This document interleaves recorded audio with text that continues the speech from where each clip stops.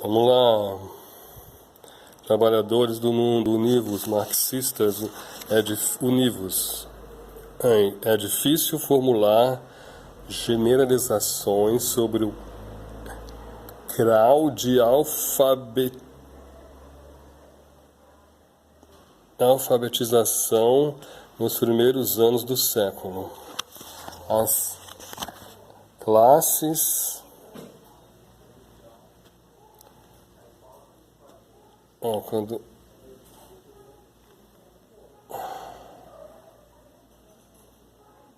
as classes industriosas num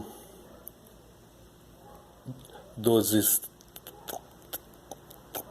extremos incluíam 1 milhão ou mais de analfabetos ou de alfabetizados cujo grau de instrução ia pouco além da capacidade de soletrar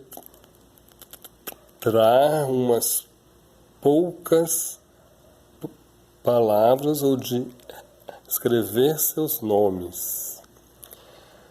No outro extremo estavam os indivíduos com realizações intelectuais consideráveis.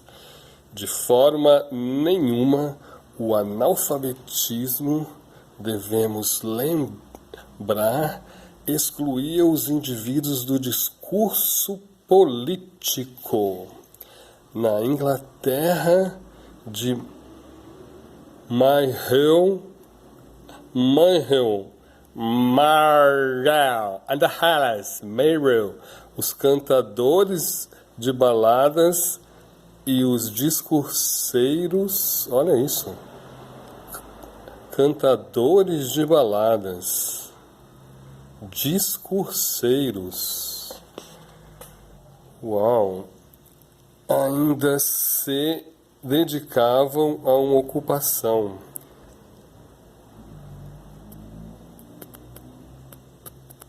Próspera de suas farsas de rua e paródias de esquina.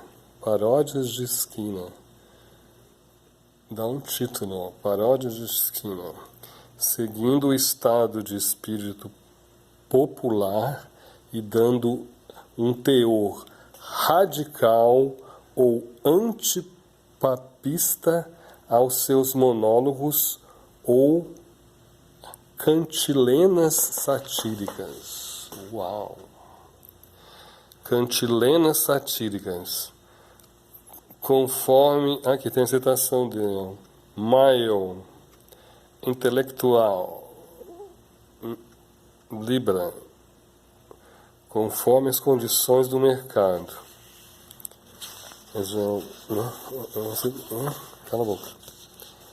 O trabalhador analfabeto que agora está assistindo televisão aberta, demência, chegando em casa, horário de verão, 4 de janeiro, dia 24,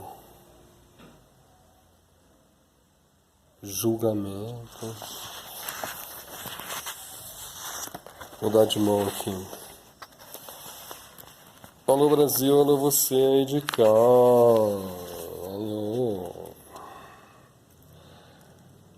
O trabalhador analfabeto podia andar quilômetros para ouvir um orador radical. Olha, o trabalhador analfabeto podia andar quilômetros para ouvir um orador radical.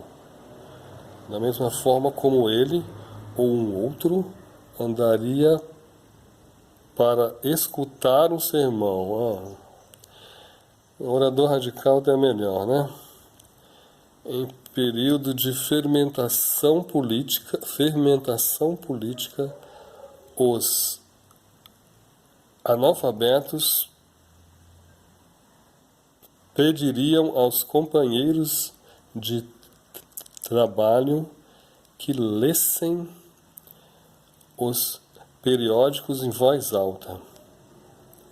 Lia-se o jornal nas pensões dos artífices, e nas reuniões políticas gastavam-se um tempo imenso com a leitura de discursos e a aprovação de longas séries de resoluções.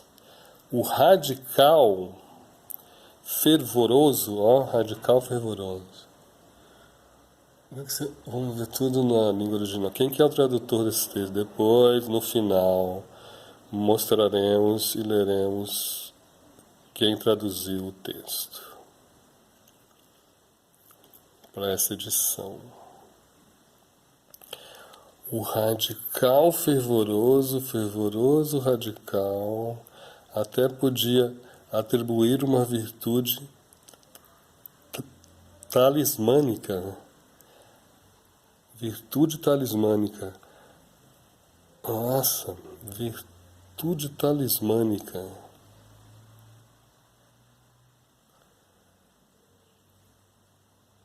A posse de obras privilegiadas que era incapaz de ler sozinho. Olha, obras privilegiadas. Um sapateiro de Cheltenham, que chamava D.E. Adams, D é foda, como é que é W? W.E. Adams, rapacuia total, milionário. Ah não, um sapateiro de Cheltenham. Nossa, um sapateiro, amigo do meu pai, né? Meu pai era encarregado de manutenção no final. E tudo tá um sapateiro, Adams, pontualmente a cada domingo para ler-lhe a carta de Fergus.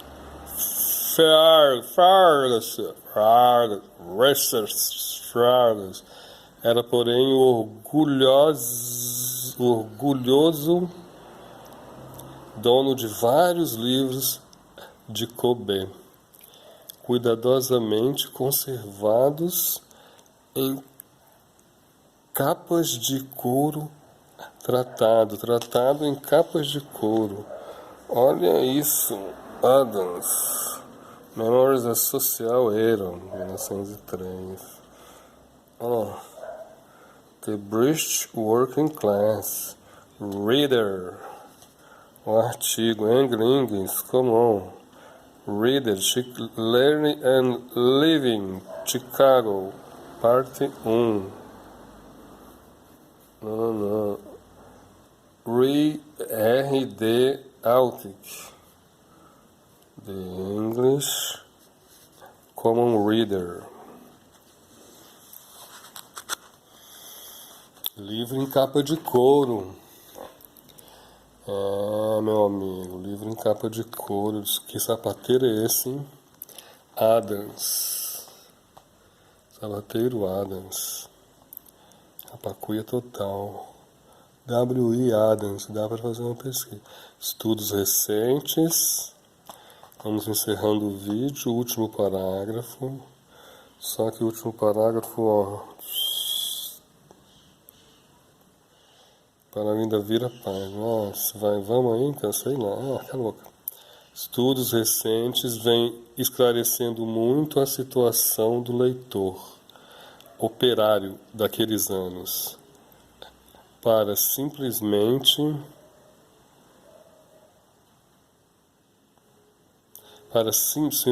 não, simplificar uma discussão complexa. Podemos dizer que nas primeiras décadas do século XVIII, né? Não, XIX. Século XIX. 1830, século XIX. Na década do século XIX. Cerca de 2 a cada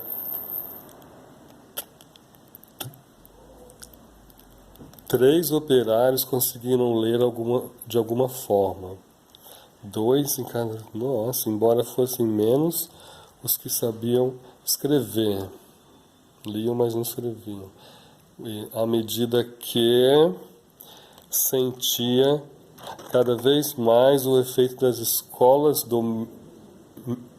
dominicais e diárias, além do esforço de autoaperfeiçoamento entre os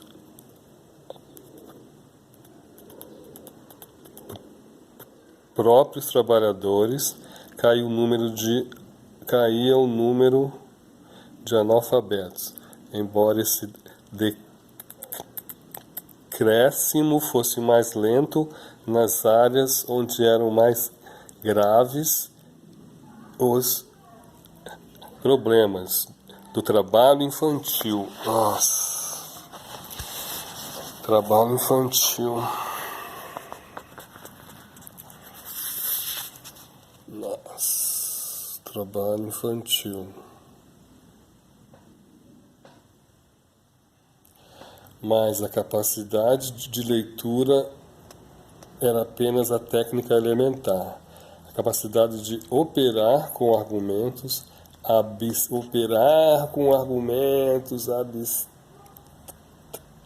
abstratos e sucessivos não era absolutamente inata. Operar com argumentos abstratos e sucessivos tinha de ser descoberta à custa de dificuldades quase esmagadoras.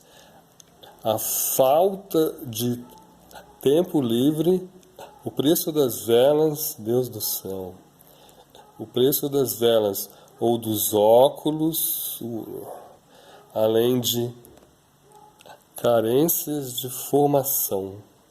Nos inícios do movimento radical, às vezes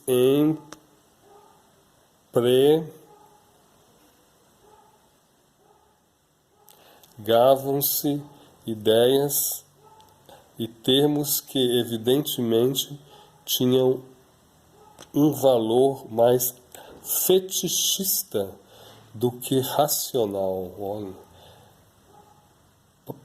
para alguns adeptos, que um governo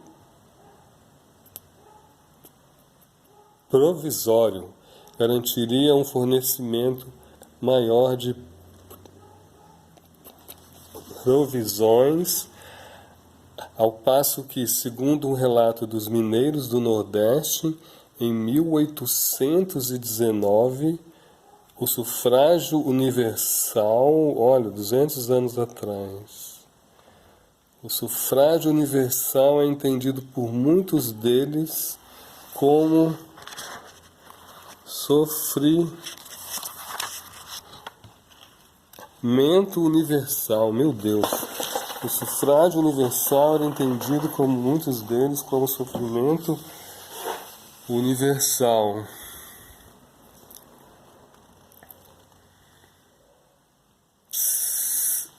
Se um membro sofre, todos têm que sofrer.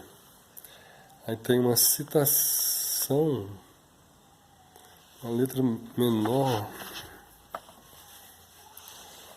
Essas evidências relativas à instrução alcançada por operários nas primeiras décadas do século servem apenas para mostrar. Olha só, hein? Agora vamos ver, citação do Political Observer. Sir, sem dúvida, o senhor está bem familiarizado. Elisa Luz.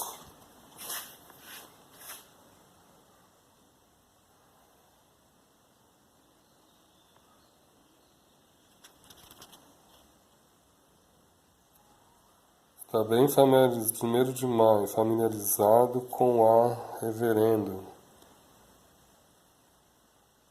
História Política dos Estados Unidos, ambas HO 4.1. laws of tyrants, a reason dictates the wrong. Sanguinary indignation. Bem, vamos encerrando. O celular tá quente. Já passamos de 15 minutos. Vamos encerrar citando tradução de The Making of English World Class. Cadê o tradutor? Denise Botman. Tradução Denise Botman, 1987. Denise Botman, muito bom.